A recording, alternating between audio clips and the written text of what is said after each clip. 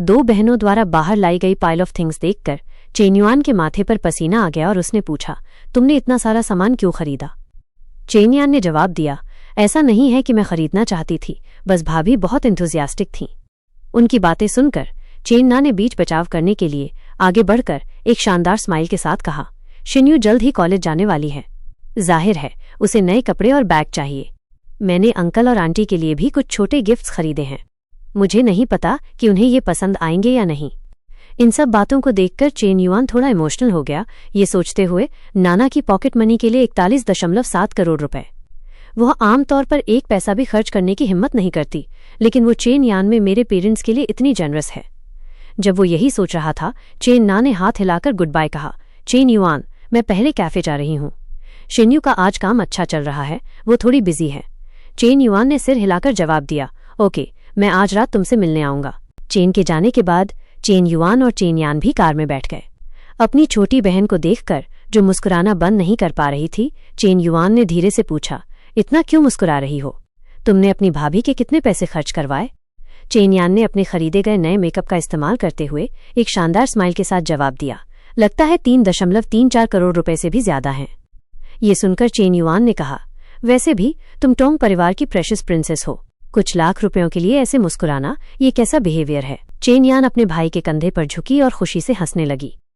ओ भाई, जब हमारा परिवार पहले वेल ऑफ था तब भी हमारे पेरेंट्स ने कभी इस तरह खुलकर खर्च नहीं किया।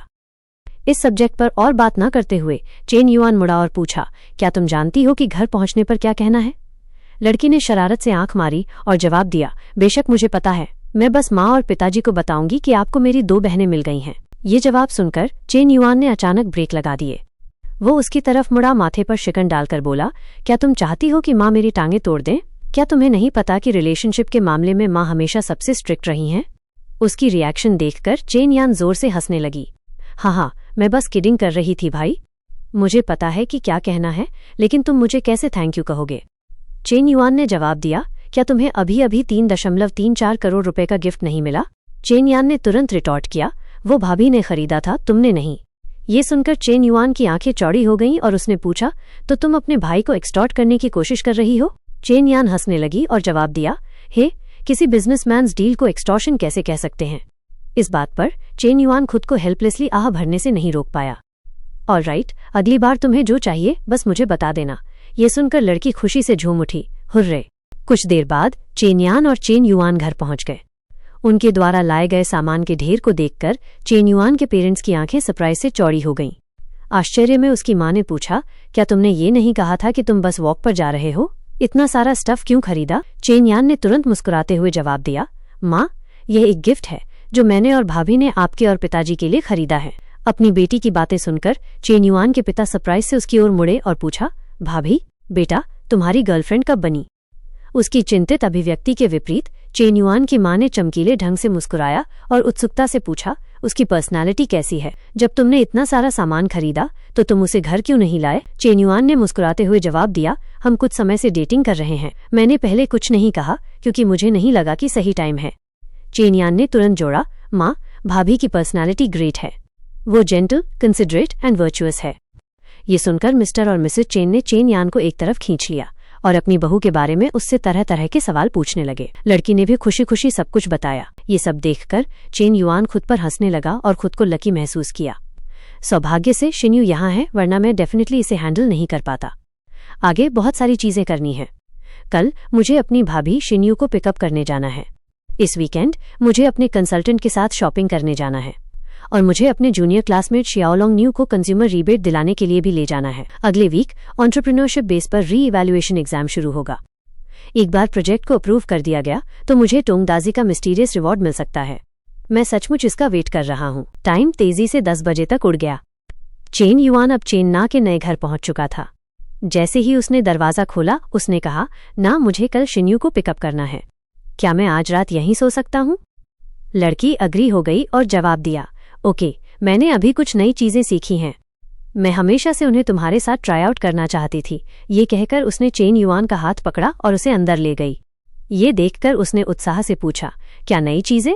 ना, मुझे बताओ, मैं तुरंत जाग जाऊंगा। चेन ना मुस्कुराई और जवाब दिया, एक पल के लिए मेरा वेट करो। ये कहकर वो रेफ्रिजरेटर में गई, एक गिलास आइस वाटर और एक गिलास हॉट वाटर निकाला और उन्हें बेड साइड टेबल पर रख दिया। ये देखकर चेन युआन की आंखें चौड़ी हो गईं और उसने पूछा, आइस वाटर और हॉट वाटर ना? क्या तुम आज रात मुझे सोने नहीं दोगी? लड़की ने जवाब नहीं दिया।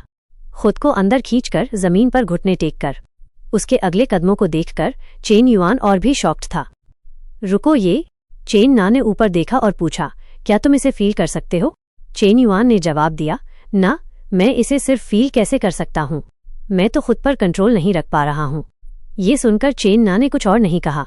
उसने दोनों हाथ ऊपर उठाए, अपना मुंह चौड़ा खोला और जिस चीज का वो आनंद ले रही थी उस पर ध्यान केंद्रित किया। जहां तक चेन युआन का सवाल है, वो केवल अपनी आंखें कसकर बंद कर सकता था और एक्सपीरियंस का आनंद ले सकता था। और इस तरह गुरिल्ला वॉरफेयर की एक और रात बीत गई। अगली सुबह दोनों शिन्यू को लेने के लिए चेन ना के घर पहुंचे थे। अपनी बेटी को जाते हुए देखकर चेन ना की मां ने सावधानी से इंस्ट्रक्ट किया, अपनी बहन के यहाँ उसकी बहुत हेल्प करना। आखिरकार तुम्हारी बहन काम में बिजी है। ये सुनकर शिन्यू ने जवाब दिया, मां, जीजा ने कहा है कि वो उसके लिए एक दाई रख रहे हैं, उसे खुद कुछ नहीं करना पड़ेगा। अपनी बेटी की बातें सुनकर चेन ना की मां ने तुरंत रिमाइंड किया, एक दाई? पैसे वेस्ट करने की कोई जरूरत नहीं है, हम कपड़े धोने और खाना पकाने जैसे काम खुद कर सकते हैं। शिन्यू, तुम्हें और अंडरस्टैंडिंग बनना चाहिए और अपनी बहन का बोझ शेयर करने में हेल्प करनी चाहिए। ये देखकर चेन ना ने मामला संभाला, मां, शिन्यू बस मुझसे और चेन युआन से यहाँ अक्वेंटेड होने के लिए जल्दी आ रही है, सब ठीक हो जाएगा। चेन युआन जो कुछ समय से बाहर खड़ा था आखिरकार बोला, आंटी डोंट वरी, हम डेफिनेटली शिन्यू का अच्छे से ख्याल रखेंगे। कुछ देर बाद विदाई का सीन आखिरकार खत्म हो गया। चेन युआन, चेन ना और शिन्यू कार में बैठे और चले गए। इस समय एक चाची चेन ना की मां के पास पहुंची और कहा, अरे मेरी, उसके दामाद ने फिर से कार बदल ली है, वो जी क्लास जैसी दिखती है। उसकी कॉस्ट 2.3 करोड़ रुपए से 3.45 करोड़ रुपए के बीच होगी।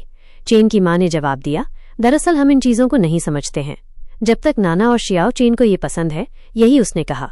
लेकिन उसके दिल में एक और वरी पैदा हो गई। पिछली बार जब शियाओ चेन घर आया था, शिन्यू उसकी स्पेशली एडमायर कर रही थी। मुझे नहीं पता कि ये एक अच्छी बात है या बुरी बात। चेन युआन और बाकी लोगों के साथ वापस उसने रियरव्यू मिरर में देखा और पूछा, शिन्यू, तुमने कॉलेज एंट्रेंस एग्जाम में अच्छा किया है ना? तुमने किस स्कूल में अप्लाई किया है? शिन्यू ने जवाब दिया, यहीं शिंक्वान में। चेन युआन ने सिर हिलाया और कहा, वो अच्छा है। जिंग चेंग में होने का मतलब है कि तुम्हारा ख्याल रखने वाला कोई है। तुम्हारी बहन ने पहले ही तुम्हारे लिए एक रूम प्रिपेयर कर दिया है। ये सुनकर उसकी बहन और चेन युआन के चारों ओर खेलने की इमेज शिन्यू के माइंड में फ्लैश हो गई। मेरी बहन के घर में एक रूम? तो मैं? उसका चेहरा लाल हो गया और उसने शर्मीलेपन से जवाब दिया, नहीं, वो सही नहीं है जीजा। बहन, मुझे भी आप लोगों को बॉदर करने का डर है। चेन युआन ने कहा, बॉदर कैसा? तुम्हारी बहन घर पे अकेली रहती है तो लोनली हो जाती है, तुम्हें आकर उसके साथ रहना चाहिए। चेन ना ने जोड़ा, दैट्स राइट, तुम्हारे जीजा अक्सर घर पर नहीं रहते। इस समय शिन्यू ध्यान से चेन युआन को देख रही थी। उसकी आंखें मुंह से भरी हुई थीं, क्योंकि वो सोच रही थी, जीजा मुझसे ज्यादा बड़े नहीं हैं, वो मुझसे इतनी जेंटली बात करते हैं और मेरे पेरेंट्स का पड़ोसियों में उनके कारण रिस्पेक्टेड होता है। फैमिली पूरी तरह से चेंज हो गई है, लेकिन मुझे आज जीजा को देखकर मेरा दिल क्यों तेजी से धड़क रहा है। इसके साथ ही उसके सिर के ऊपर नंबर 60 दिखाई देने लगा, जो उसकी फेवरेबिलिटी को दर्शाता था। ये देखकर चेन युआन खुद को कोल्ड स्वेट से भीगने से नहीं रोक पाया, खुद से सोचते हुए, फेवरेबिलिटी क्यों दिखाई दे रही है? क्या इस लड़की को मुझसे फीलिंग्स हो गए हैं या वो मुझे कोई क्राइम करने के लिए सेड्यूस करने की कोशिश कर रही है? कुछ देर बाद कार आ गई। शिन्यू और चेन ना को ड्रॉप ऑफ करने के बाद चेन युआन ने कार की खिड़की नीचे की और कहा, ना, शिन्यू को खेलने के लिए बाहर ले जाओ, मुझे काम है। मेरे लिए रात के खाने का वेट मत करना। चेन ना ने हाथ हिलाकर गुड बाय कहा और जवाब दिया, मुझे पता है, गो टू वर्क। कुछ देर बाद चेन युआन लियांग के अपार्टमेंट के नीचे पहुंचा। जैसे ही वो पार्किंग में दाखिल हुआ, उसने एक इडियट पार्किंग अटेंडेंट को फोन पर बात करते हुए देखा। उसे नहीं पता था कि दूसरी तरफ क्या कहा जा रहा था, लेकिन वो रट लगाया जा रहा था, मैंगम, मुझे एक और चांस दो। मैंने बस एक मिस्टेक की जो कोई भी आदमी कर सकता है, ऐसा मत करो। मैं उस समय चाहता भी नहीं था। ऐसा करते हैं, मैंगम, नीचे आओ, मुझे पर्सनली एक्सप्लेन करने का मौका दो। ये सुनकर चेन युआन तुरंत समझ गया, तो वो ली मैंग का एक्स बॉयफ्रेंड है, इसीलिए ली मैंग पुरुषों के धोखा देने पर इतना गुस्सा है। वो वही है जिसने पिछली बार क्लब में किसी को डांटने का कारण बना। वो पहले से ही एक जर्क है और वो ब्रेकअप के बाद भी उससे क्लिंगिंग कर रहा है। ये सोचकर चेन युआन के दिमाग में एक आइडिया आया। तो मुझे ली मैंग को इस ट्रबल से बाहर निकालने में हेल्प करनी होगी। हालांकि मैं ये उम्मीद नहीं करता कि वो ग्रेटफुल होगी, लेकिन सलाहकार मेरी फीलिंग्स को समझेंगे।